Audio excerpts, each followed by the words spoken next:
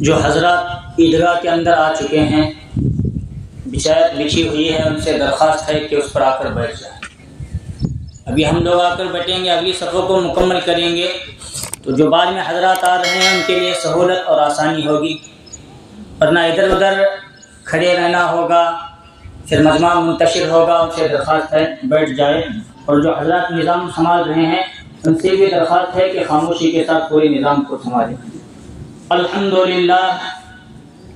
للہ نحمده ونستعینه ونستغفره ونؤمن به ونتوکل علیہ ونعوذ باللہ من شرور انفسنا ومن سیئات اعمالنا، من يهد الله فلا مضل له ومن يضلله فلا هادي له، ونشهد ان لا اله الا الله وحده لا شريك له، ونشهد أن سيدنا ومولانا محمدا عبده ورسوله صلى الله عليه وعلى آله وأصحابه وبارك وسلم تسليما كثيرا كثيرا. أما بعد فأعوذ بالله من الشيطان الرجيم. بسم الله الرحمن الرحيم. قل إن صلاتي ونسكي ومحياي ومماتي لله رب العالمين. وقال الله تعالى في موضع آخر: لن ينال الله لحومها ولا دماؤها ولكن يناله التقوى منكم. وقد قال أصحاب رسول الله صلى الله عليه وسلم: ما هذه الأضاحي؟ قال رسول الله صلى الله عليه وسلم: سنة أبيكم إبراهيم. قالوا: فما لنا فيها يا رسول الله؟ قال رسول الله صلى الله عليه وسلم: بكل شعرة حسنة. وقال النبي صلى الله عليه وسلم: من وجد ساعة لأن يضحي فلم يضحي فلا يحضر مصلانا، او كما قال النبي صلی اللہ علیہ وسلم. ایک مرتبہ نبی اکرم صلی اللہ علیہ وسلم پر درود شریف پڑھ لیجیے. اللهم صل على محمد وعلى آل محمد كما صليت على إبراهيم وعلى آل إبراهيم إنك حميد مجيد. اللهم بارك على محمد وعلى آل محمد كما باركت على إبراهيم وعلى آل إبراهيم إنك حميد مجيد. لبيك اللهم لبيك، لبيك لا شريك لك لبيك، إن الحمد والنعمة لك والملك لا شريك لك. الله أكبر الله أكبر، لا الہ الا اللہ واللہ اکبر، اللہ اکبر وللہ الحمد. محترم بزرگوں اور عزیز دوستوں، اللہ تبارک و تعالیٰ کا احسان، اللہ کا فضل اور اللہ کا کرم ہے کہ اللہ تبارک و تعالیٰ نے ہم تمام کو عید الاضحیٰ یعنی بقر عید کی خوشی نصیب فرمائی. عید الاضحیٰ، بقر عید، یہ حضرت ابراہیم علیہ السلام کی ایک اہم سنت کی یادگار ہے. گویا حضرت ابراہیم علیہ السلام ان سنتوں کو اللہ تعالیٰ نبی اکرم صلی اللہ علیہ وسلم کے ذریعے اور امت مسلمہ کے ذریعے پھر ان قربانیوں کو، ان سنتوں کو، ان عبادتوں کو یاد دلا کر اس پر عمل کروا رہے ہیں. حضرت ابراہیم علیہ السلام اللہ تبارک و تعالیٰ کے جلیل القدر پیغمبر، جلیل القدر نبی، ایسے نبی ہیں کہ اللہ تعالیٰ نے ان کو خلیل اللہ کا لقب دیا. اور اللہ تعالیٰ کے ایسے خلیل ایسے خلیل ایسے خلیل کہ اللہ تعالیٰ نے جب ان کی پیدائش ہوئی تب سے لے کر ان کے امتحانات شروع کیے، اور ہم لوگوں کو گویا یہ بتایا کہ حضرت ابراہیم خلیل اللہ علیہ السلام میرے مقرب بندے، میرے نبی، میرے پیغمبر. میں نے ہر موڑ پر، ہر لمحہ، ہر دن، ہر وقت ان کا امتحان لیا، ان کی آزمائش لی، انہوں نے اس امتحان کو قبول کیا اور اس میں کامیاب ہو کر دکھا۔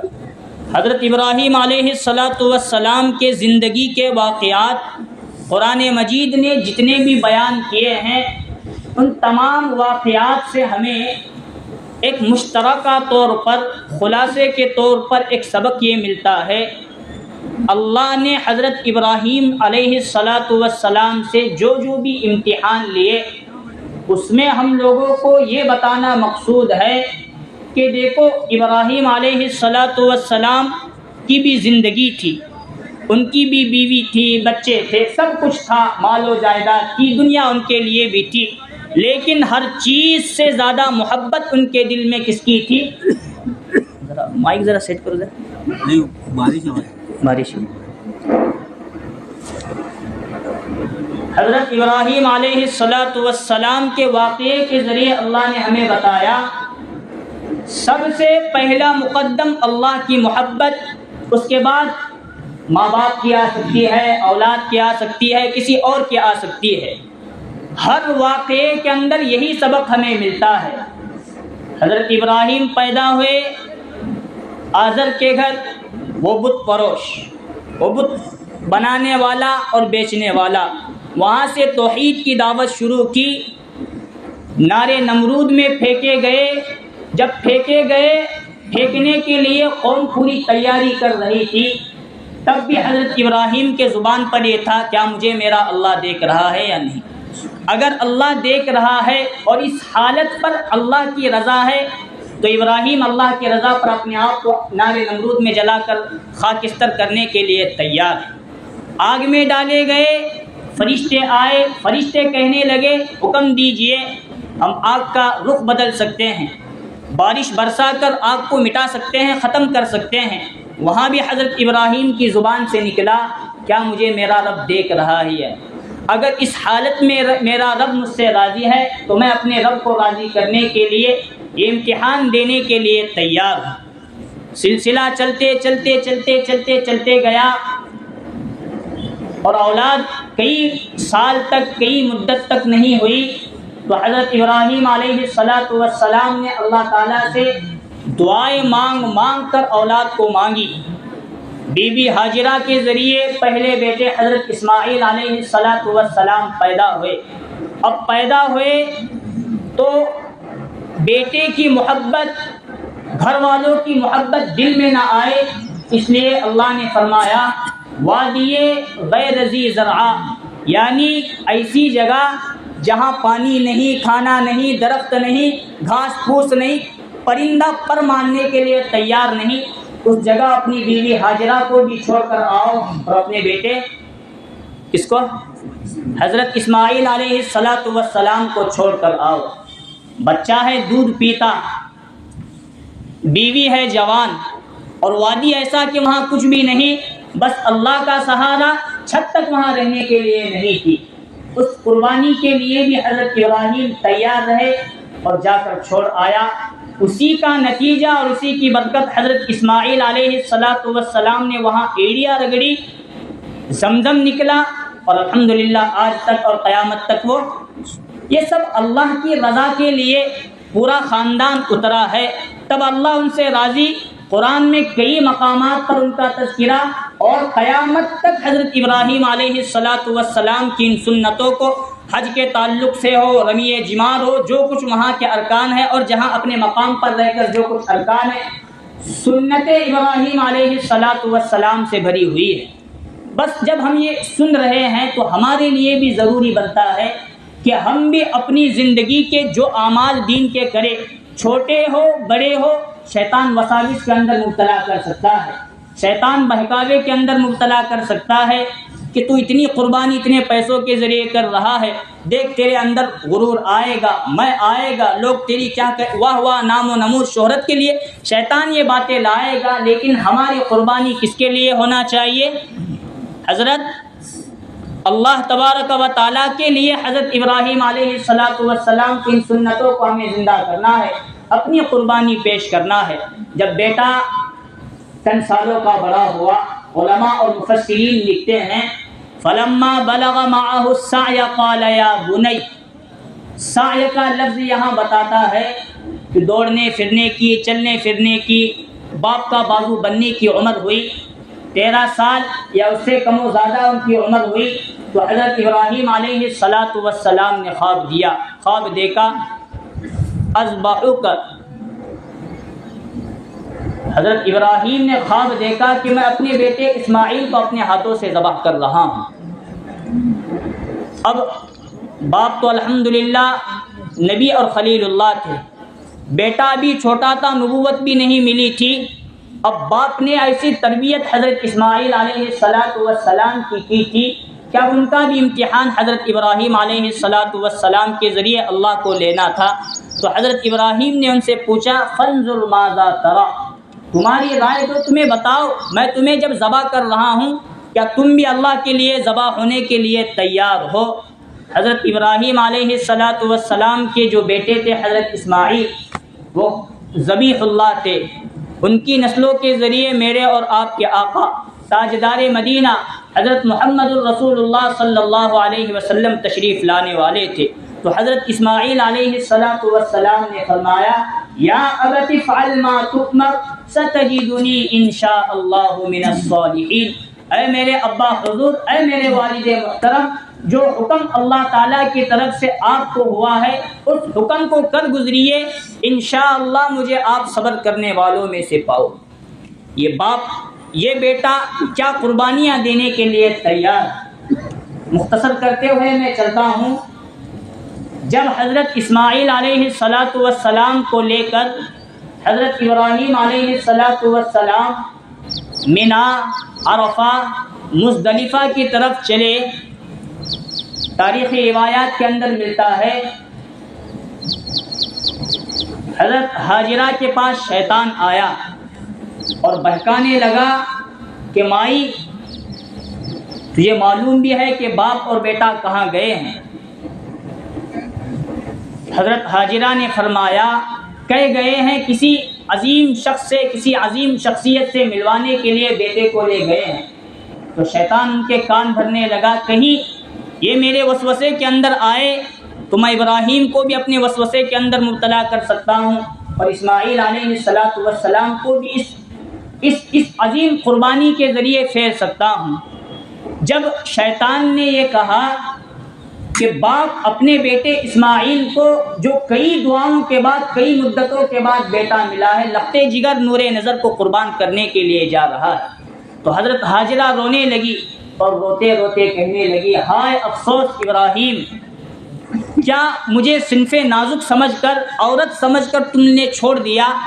اگر مجھے بتاتے تو میں بھی تمہارے ساتھ آتی اور اپنے بیٹے اسماعیل، ایک کیا کئی بیٹے اسماعیل ہوتے، تو اللہ کے حکم کو پورا کرنے کے لیے میں ان کے ہاتھ اور پیر پکڑتی اور آپ اپنی نبوت کا زور لگا کر بیٹے اسماعیل کو قربان اللہ کے راستے میں کرتے۔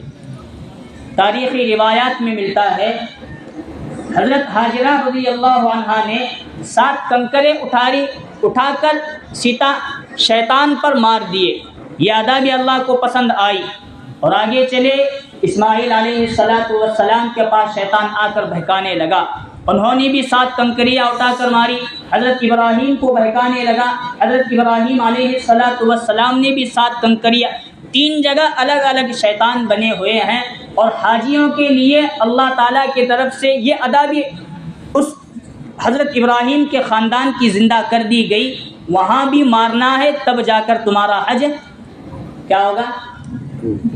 اور آج کل حالت ایسی ہے، پہلے شیطان لے چھوٹا تھا تو بڑھتی مار کھا کو ایسا بھرا ہوئے انہیں اس لگنے کو بھی تیار نہیں، ایسا لگتا۔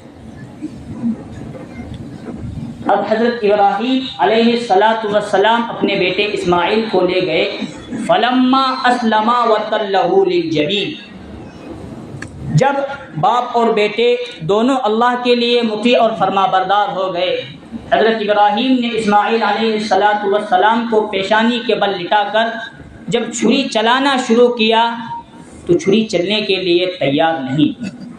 اللہ تعالیٰ کی طرف سے حضرت جبریل علیہ السلام جنت سے دمبا لے کر آئے، اللہ تعالیٰ کی طرف سے آواز آئی وَنَادَيْنَاهُ أَن يَا إِبْرَاهِيمُ قَدْ صَدَّقْتَ الرُّؤْيَا، انا کذالک نجزی المحسنین۔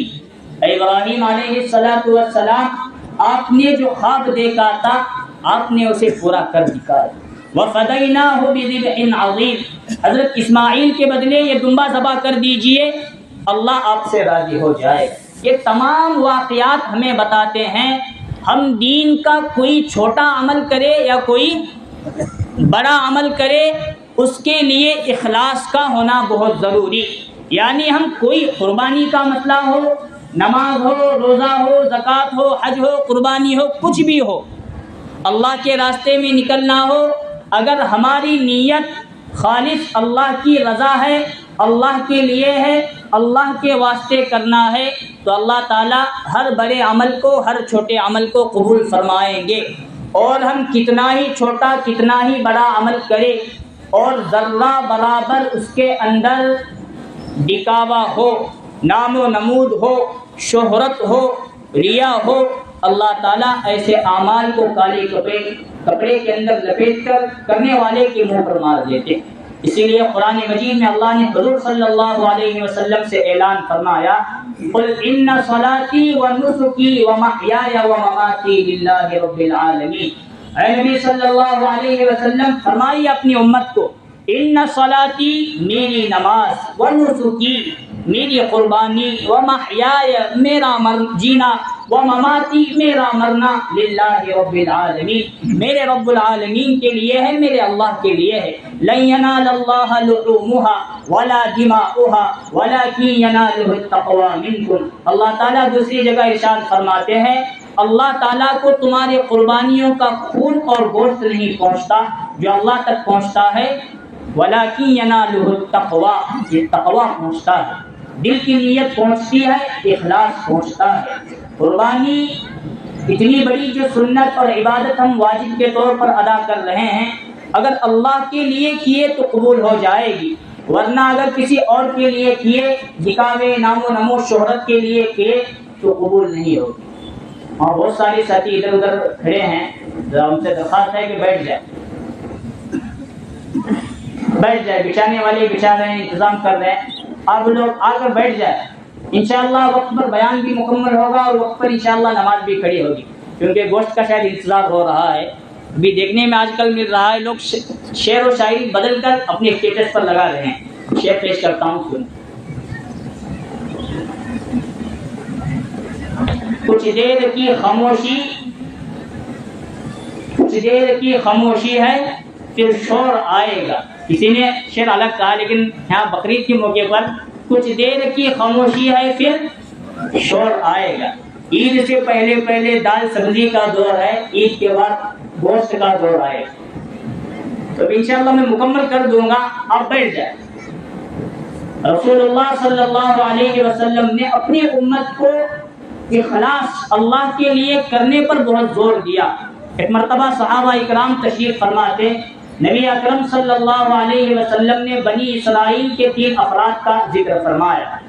3 بنی اسرائیل کے لوگ کسی جگہ چل پڑے، موسلادھار بارش ہونے لگی، پھر رات کا وقت آیا، رات گزارنے کے لیے، بارش سے بچنے کے لیے ایک پہاڑ کے غار کے اندر وہ لوگ جا کر قیام کرنے لگے۔ رات گزر جائے گی، بارش تھم جائے گی، صبح ہم پھر اپنے سفر پر نکلیں گے۔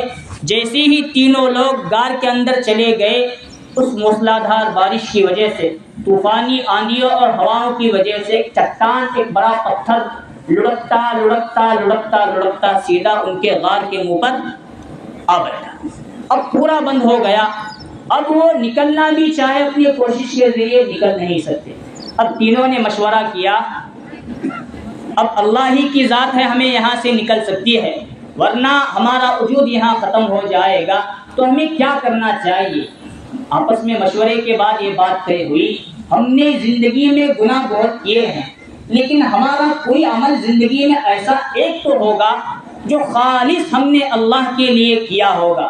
جس کے پاس بھی وہ عمل ہے، اس عمل کا واسطہ دے کر جو اللہ کے لیے کیا ہے، اللہ سے دعا مانگو، انشاءاللہ اللہ دعا قبول فرمائیں گے، چٹان کو ہٹائیں گے، ہم یہاں سے نکل جائیں گے۔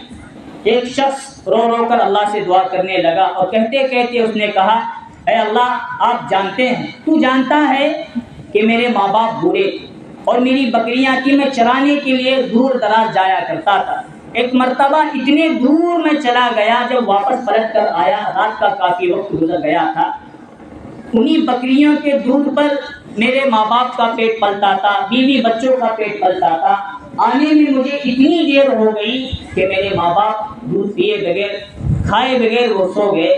اب میں تیری رضا کے لیے میں نے بکریوں کا دودھ دھویا، دودھ نکالا اور ان کے سرہانے دودھ لے کر کھڑا رہا تاکہ میرے ماں باپ جاگے اور میں ان کو وہ دودھ۔ اے اللہ تو جانتا ہے میرے چھوٹے چھوٹے معصوم بچے میرے پیروں پر بھوک کی وجہ سے بلکتے تڑپتے تھے، لیکن میں نے اپنے اولاد سے پہلے اپنی ماں باپ کی خدمت کو مقدم رکھ، بس تیری رضا کے لیے میں وہ لے کر اسی طرح رات بھر کھڑا رہا۔ اگر یہ عمل میں نے تیرے لیے کیا ہے تو اس چٹان کو ہٹا، ہماری جان بچے۔ رسول اللہ صلی اللہ علیہ وسلم فرماتے ہیں اس بندے نے اللہ کے لیے جو ایک عمل کا واسطہ دیا، تھوڑی چٹان ہٹی، لیکن ابھی بھی تینوں واپس نکل نہیں سکتے۔ اب دوسرے کا نمبر آیا، دوسرے نے کہا، دعا مانگنے لگا اور اللہ سے کہنے لگا، اے اللہ تو جانتا ہے میں ایک مرتبہ زنا اور بدکاری کے اندر اس حد تک چلا گیا تھا، وہ بدکاری اور زنا وہ گناہ میں کر گزرنے والا تھا، لیکن سامنے جو پاک دامن عورت تھی اس کو کسی مجبوری نے مجھ تک یہاں لا پہنچایا تھا۔ اس نے مجھ سے کہا، ڈر اللہ سے ڈر، یہ کام کرنا نہیں چاہیے۔ میں نے پیسے اسے اسی طرح دے دیے اور میں اس کام سے بس تیری رضا کے لیے تجھ سے ڈرتے ہوئے میں نے وہ کام چھوڑ دیا۔ اگر یہ گناہ سے میں نے تیرے لیے بچا ہے، تیرا ڈر مجھے آیا تھا، تو میں تجھے کہتا ہوں اس چٹان کو ہٹا، میری جان بچا۔ نبی اکرم صلی اللہ علیہ وسلم فرماتے ہیں اس بندے کی دعا پر بھی اللہ تبارک و تعالیٰ نے اس چٹان کو کیا کیا؟ بولو، تھوڑا بہت ہٹا دیا، ابھی پورے نکل نہیں سکتی۔ اب تیسرے شخص کا نمبر آیا اور تیسرا شخص اللہ تعالیٰ سے دعا کرنے لگا، اے اللہ تو جانتا ہے میں نے کئی مزدوروں کو اپنے یہاں مزدوری پر لگا تھا، سب لوگ دن کے سرے رات لگتے وقت، دن ختم ہوتے وقت آئے اور دن کی جو مزدوری تھی وہ لے کر چلے گئے، لیکن ایک بندہ وہ مزدوری لینے کے لیے نہیں آیا، اور میں نے اس کے پیسے، اس کی مزدوری، اس کی تنخواہ، اس کی رقم اپنے مال تجارت میں لگا کر اس کے مال کو میں نے اضافہ کیا، ترقی پر لایا، تجارت کیا اور بہت بڑا مال وہ بن بیٹھا۔ ایک مرتبہ وہ مزدور مفلسی کی حالت میں میرے پاس آیا اور مجھ سے وہ وقت یاد دلا کر کہنے لگا، کیا مجھے جانتے ہو؟ میں نے پہلے ہی لمحہ اس مزدور کو پہچان لیا۔ اب آنے کی غرض پوچھی تو اس مزدور نے مجھے کہا، میں فلاں وقت آیا تھا اور اپنی مزدوری لیے بغیر چلا گیا ہوں، اب حالات اور وقت ایسا ہے کہ مجھے وہ میرے پیسوں کی ضرورت ہے، مجھے وہ دے دو۔ میں نے کہا، ان پہاڑوں کے درمیان جتنے بکرے، جتنے دیگر جانور جو یہاں تجھے نظر آ رہے ہیں وہ تیرے ہی مال کے تجارت کے ذریعے بڑھائے گئے ہیں، اس میں سے جتنا چاہے یا پورا لینا چاہتا ہے تو پورا لے کر چلا جائے۔ اس بندے نے مجھ سے کہا، مالک مذاق نہ کرو، جو میری اس وقت کی تنخواہ تھی وہ تنخواہ مجھے دے دو، مزدوری دے دو، میں لے کر چلا جاؤں گا۔ میں نے کہا، نہیں، یہ سب تیری مزدوری کا عوض ہے، جتنا چاہے لے لے، اگر پورا لینا چاہے تو بھی لے کر چلا جا۔ اس بندے نے تمام کا تمام لے کر چلا گیا اور میرے دل میں بس یہ عمل تیرے لیے کرنا تھا۔ اتنے دنوں میں نے پیسے اس کی حفاظت کی، تجارت میں لگائے، مال بڑھائے، وہ لے کر چلا گیا، میرے دل پر ذرہ برابر بھی فلک نہیں آیا۔ اس بندے نے دعا مانگی تو چٹان پوری کی پوری ہٹ گئی۔ کہنے کا مقصد یہ ہے، کوئی چھوٹا عمل ہو، کوئی بڑا عمل ہو، جب بھی اللہ کے لیے کیے جائے اللہ اس کی قدر کرتے ہیں۔ دنیا میں بھی تنگی اور پریشانی سے نکلنے کے اسباب مہیا فرماتے ہیں، اور اس اخلاص کی وجہ سے اللہ کے لیے کرنے کی وجہ سے اللہ تعالیٰ دنیا کی بھی کامیابی نصیب فرماتے ہیں اور آخرت کی بھی۔ پہلے تو ماں باپ کی خدمت بھی کس کے لیے کرنا؟ بولو، اللہ کے لیے۔ شاید ایسا لگ رہا ہے انتظار بہت ہو رہا ہے، عید جلدی، نماز جلدی ہونے۔ کس کے لیے کرنا ماں باپ کی خدمت بھی؟ اللہ کے لیے۔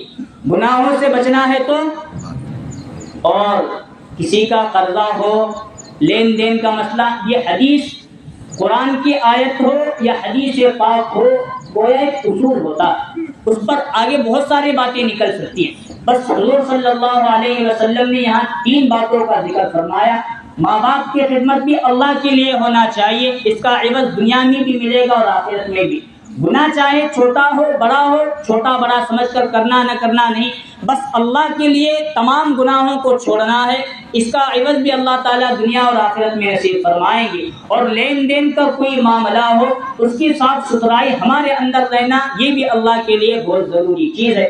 اخلاص سے عمل جو کیا جائے گا، اللہ تعالیٰ اس للہیت کی وجہ سے، اخلاص کے نتیجے میں اس عمل کو چاہے چھوٹا ہو، رائی کے دانے کے برابر ہو، احد کے پہاڑ سے بھی زیادہ بڑا کر کے اس کا عوض انشاءاللہ قیامت کے دن یوم محشر میں ہمیں واپس لٹائیں گے۔ اس لیے ہم لوگوں کو چاہیے جو کچھ بھی کام ہم کریں خالص اللہ کے لیے کریں، قربانی ہو، نماز ہو، دین کے جتنے بھی اعمال اور شریعت کے جتنے بھی احکام ہیں وہ تمام کے تمام ہمیں اللہ کے لیے کرنا چاہیے۔ جس طرح ہم ہیں، صحابہ اکرام بھی ہماری ہی طرح، لیکن صحابہ اکرام کی زندگیاں ہمارے لیے ایمان کے تعلق سے معیار حق ہے۔ انبیاء نبی صلی اللہ علیہ وسلم جو تعلیم ان کو دیے انہوں نے کر دکھایا۔ میرے اور آپ کے آقا تاجدار مدینہ حضرت محمد صلی اللہ علیہ وسلم کا جب انتقال ہوا، کیا تاریخ تھی اس وقت؟ دن کون سا تھا؟ ربیع الاول آیا تو معلوم پڑنے والا،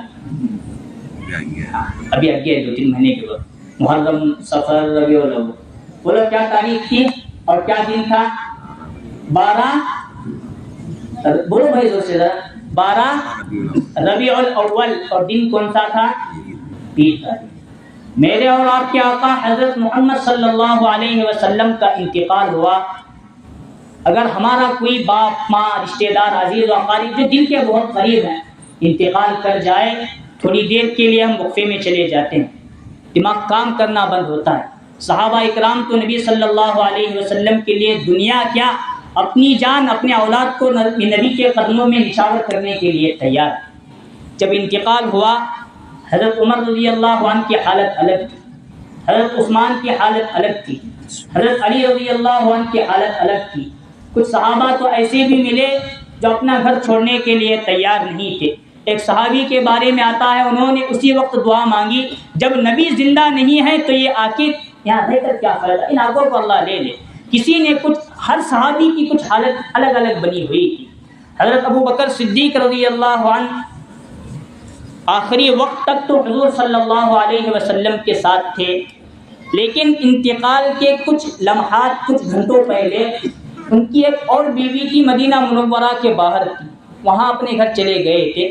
جب ان کو اطلاع ملی تو حضرت ابو بکر صدیق رضی اللہ تعالیٰ عنہ تشریف لائے اور حضور صلی اللہ علیہ وسلم کو ام المؤمنین حضرت عائشہ صدیقہ رضی اللہ عنہا کے مکان اور گھر میں لٹایا گیا تھا، اور حضور صلی اللہ علیہ وسلم کے جسم مبارک پر چادر بچھائی گئی، سر ڈھکا گیا تھا، چہرہ ڈھکا گیا تھا۔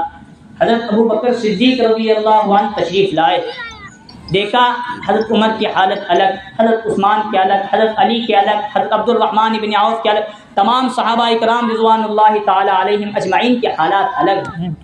سیدھا نبی صلی اللہ علیہ وسلم تک پہنچے اور چادر ہٹا کر حضور صلی اللہ علیہ وسلم کے پیشانی مبارک کا بوسہ دیا، اور پھر چادر کو واپس ڈھانک کر صحابہ اکرام کو جمع فرمایا۔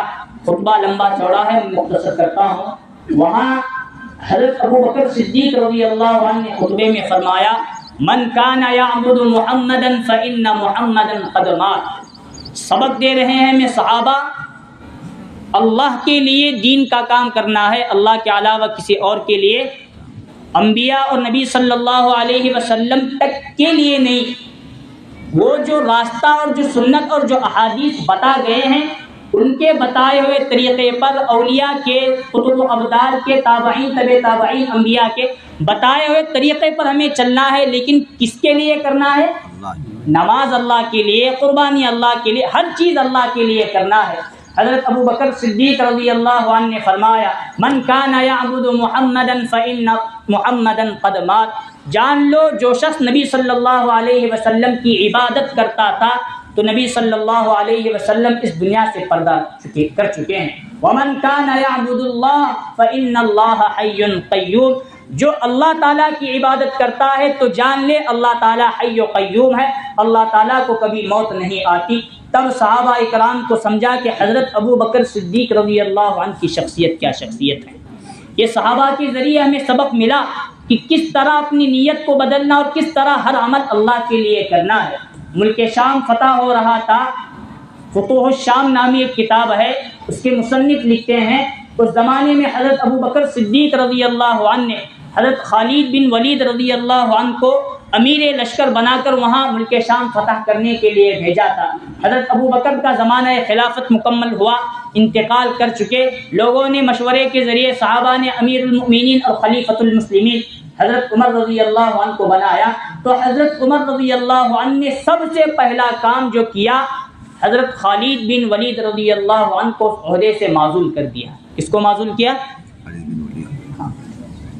اب ایک پرچہ، ایک خط بنا کر ان تک روانہ کیا کہ جو آپ تک خط لے کر آ رہے ہیں اب وہ اس لشکر اور اس جماعت کے امیر ہوں گے، اور آپ اگر ایک عام فوجی کی حیثیت سے رہنا چاہتے ہیں تو رہیے اس جماعت میں، ورنہ مدینہ منورہ واپس آ جائیں۔ اب جیسے ہی خط پہنچا وہ صف درست کر رہے تھے اور تقریر کر رہے تھے، جوش اور ولولہ دلا رہے تھے۔ آگے ایک بڑا مرحلہ تھا کفار مشرکین کا۔ خط پہنچنے کے بعد اعلان کیا اب میں امیر نہیں، یہ امیر رہیں گے، اور عام فوجی کی حیثیت کے اعتبار سے شامل ہو گئے۔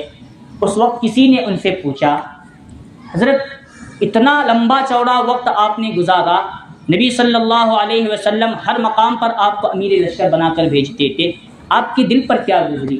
تو حضرت خالد بن ولید رضی اللہ عنہ نے فرمایا حضرت عمر کا والا نامہ جب مجھے پہنچا تب تک بھی میں کام اللہ کے لیے امیر لشکر بن کر کر رہا تھا، اب جو کر رہا ہوں وہ بھی کس کے لیے؟